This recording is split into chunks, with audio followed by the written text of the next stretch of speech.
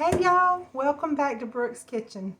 Tonight we are going to make some Southern sweet tea requested by my beautiful little girl, Christiana, who is now on her own and wants to make tea at home without Mama having to bring it to her. So we're going to show you how to do it. And I thought, I don't know about doing tea because that just sounds so simple. But if you don't know how, then it's not simple, right? So we're going to learn something today, y'all. So, what we've got here is just a pot over on the stove. We just got a pot of water. I don't measure. Y'all know me. I don't measure a thing. So I've just got the pot of water going. And you always want your water to get warm before you throw your tea bag in. I think we talked about this a little bit when we were doing the Russian tea. A perfect fall beverage. If you haven't seen that one, go back and watch it because it's that time of year when you're going to enjoy that again. So go back and watch it and make some for your family and friends. So today I just have, this is Lipton. I like Lipton the best, and try not to shout out to brands because I don't get a penny for it. But I'm just telling y'all because what we like, you might like. So I had ordered some special tea one time and I didn't really care for it. I like my Liptons just as good. So I'm going to show y'all how to do it. So this is just Lipton tea. If you don't have, these are the gallon size bags. It's a little more expensive if you get the box of gallon size, but I like it because you just have to use one. And it's already, you don't have to pull a tag off of it, nothing. So you just throw it right in the pot. However, if you're saying or thinking right now, I don't have gallon size bags, that's okay. Because I would normally use about 6 littles and about 3, maybe 2 family size. Okay, I like my tea kind of strong, and I do something. I have a little trick that I'm going to show y'all that kind of brings the bitterness out of the tea. So I like it to be, I don't want it to look like apple juice. I want it to look like tea and taste like tea. So we've got the water going, and so I was going to just wait for it to come to a boil, but you don't have to. The only reason you want to let your water get good and hot is because your tea bag, if you put your tea bag first and pour your water on top of the tea bag, it will burst. And it'll mess up your whole thing. You have to start all over again. So I just usually let my water get real good and hot first, and then I'll turn it, I'll throw my tea bag in. And so there's people who, they like their tea boiled, and then there's steepers. So the choice is up to you. If you like it steeped, then what you would do when it starts to come to, looks like it's going to start boiling, you just turn your burner off and put your lid on and just let it sit for a few minutes, and that'll steep your tea. However, I don't really care. I like it always. Any kind of way sweet tea is made, if it's good, I'll drink it. So we're going to just let this come to a little bit of a boil, and in my pitcher here I've just got two cups of sugar, and I put in 1/4. And here's why I did. Normally 2 cups is plenty of sugar for a gallon of tea. But here's what I found out, and you may make it and say, I don't agree with that. That's fine. So I have found out when you drink, if I wanted to make this gallon of tea for dinner tonight, then I'm going to put a little bit more sugar in there. Because when you put the ice on there, the ice will melt and it'll kind of water it down. And so if I put a little bit more, then it stays good and sweet, and then the next day I can just add just a little bit of water if it's too sweet to it, and it'll kind of, just fill it back up. So you can keep that in mind.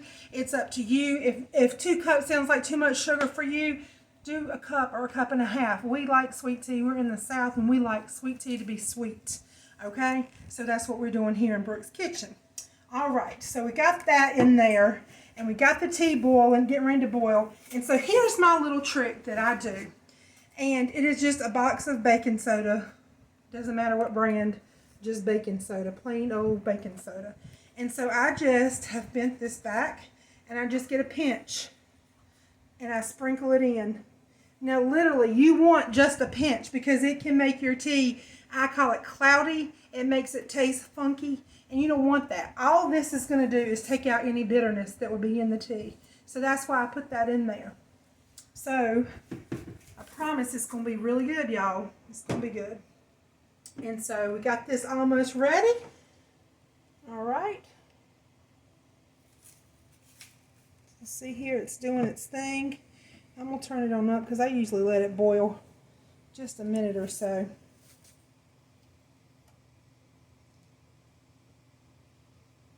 Don't y'all just love tea with your meal?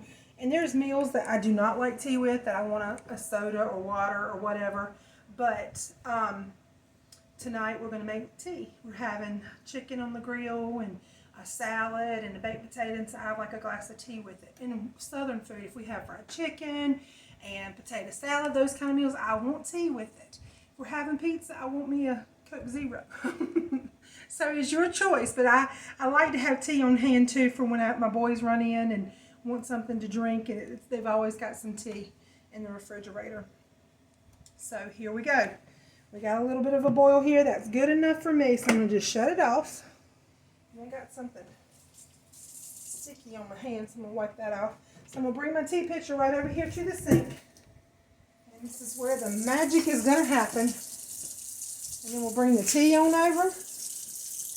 And I'm just going to put my spoon in there to hold on to my tea bag. You want to go ahead, I want to always go ahead and stir it up so it'll melt that sugar, dissolve it real good. And then what I like to do is just run some water right over my tea bag.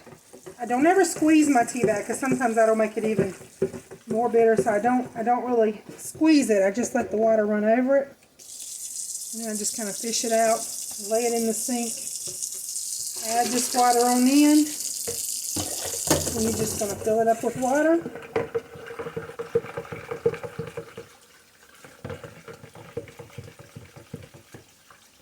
Stir it.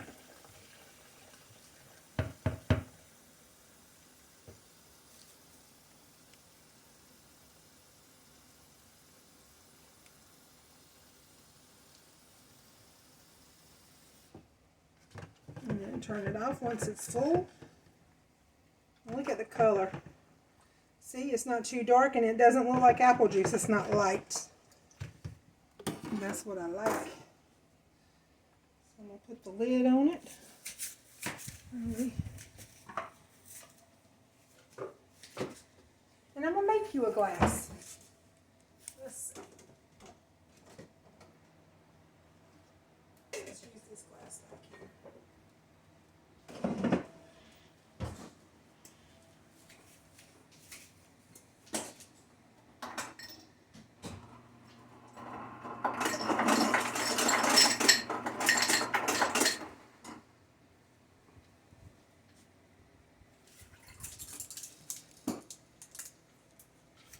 Now, that is Southern Sweet Tea by Brooke. Doesn't it look beautiful? Let's see. Tastes beautiful too. So, that's Southern Sweet Tea in the Allen house. If you do yours different, comment and let me know how you do yours. That would be great. And I hope you all have had a wonderful day. It's been a rainy day here in North Carolina, so my hair is all flat and yeah. So anyway, I hope you've had a wonderful day, whether it's been rainy, whether the sun is out, if it's hot or cool, whatever. Hope you've enjoyed your day, and God bless you, and I hope to see you back in Brooke's Kitchen real soon. We'll be back with another video. Make sure you do me a favor and you share this on your social media, and you hit the subscribe button, the little bell thingy, and what is it I'm missing? The like button little thing, yeah. And just help me bring other friends into Brooke's Kitchen so we can all learn some stuff together. Have a wonderful day and God bless.